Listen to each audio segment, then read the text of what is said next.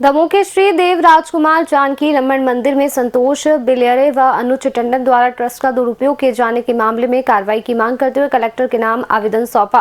बताया जा रहा है देव राजकुमार जो है जानकी रमन मंदिर जो कि लोक न्यास पंजी में पंजीकृत है। श्री देव राजकुमार जानकी रमन मंदिर बड़ी शाला में ग्राम सीतानगर, रानगीर व अन्य गांवों में करीब 600 एकड़ कृषि भूमि लगी हुई है। इसे लेकर भ्रष्टाचार किए जाने के आरोप है।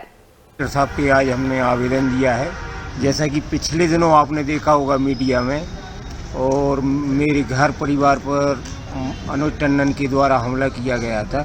वो हमला मैंने एक बार जन सुनवाई में आवेदन दिया था कि सीतानगर मंदिर ट्रस्ट की जांच हो। उसका बदला लेने के लिए आवेदन किया था। उसका बदला लेने के लिए टंडन जी ने मेरे घर पर हमला किया, क्योंकि ट्रस्ट में बहुत ज़्यादा भ्रष्टाचार हुआ है।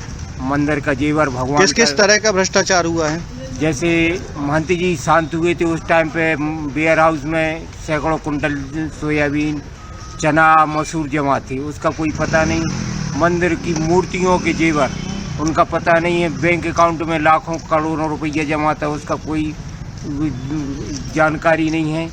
आज केवल सांकेतिक रूप से हमारे दमोह के लोकप्रिय कलेक्टर साहब के लिए एक शिकायती पत्र सौंपा है, और शिकायती पत्र में हम लोगों ने सौंपा, उसमें हमने स्पष्ट रूप से कहा है कि हमारे दमोह का जो सीतानगर शाला का ट्रस्ट है वो भ्रष्ट है, और इस ट्रस्ट के जो सेवादार बने हुए हैं वह अपने परिवार की आड़ में मंदिर की सोना को, मंदिर की खेती को, मैं आपको कह लूँ कि चंदू उपाध्याय जो दमोह के वरिष्ठ समाज सेवी हैं, इनके घर पर एक मुस्लिम पार्षद प्रतिनिधि भेजकर इनके घर पर हमला कराया गया।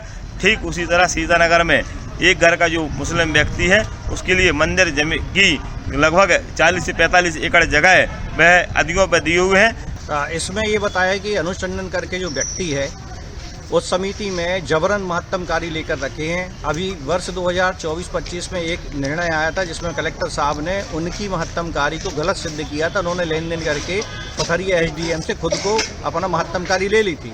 अब उसके बाद क्या हुआ कि दिया तले अंधेरा जैसी कहानी हो रही है कि जिस तरीके से उस मंदिर में करप्शन हो रहा है, 600 एकड़ ज़मीन है, उस ज़मीन का जो अनाज आ रहा है उसका हिसाब किताब नहीं। जो वेयर हाउसों में हज़ारों कुंटल जो अनाज रखा था उसको चुपचाप बेच दिया गया। भगवान के जो सोने के आभूषण हैं उनको चुपचाप से बेचा गया है। दूसरी बड़ी बात है कि जब यहाँ पे भगवान राम के विग्रह की चोरी हुई थी, जो कहा जाता है नीलम का पत्थर का था, जिसकी वर्तमान में 800 करोड़ की कीमत है, उस विग्रह को अमेरिका में पहुँचाया गया है। और जहाँ तक मुझे ग्रामीण लोगों ने बताया है कि जिस समय ये चोरी हुई थी तो इन्हीं के परिवार का जो व्यक्ति अमेरिका में रहता है वो उधर पे मौजूद था और इन्हीं की देख रेख में उसकी चोरी हुई।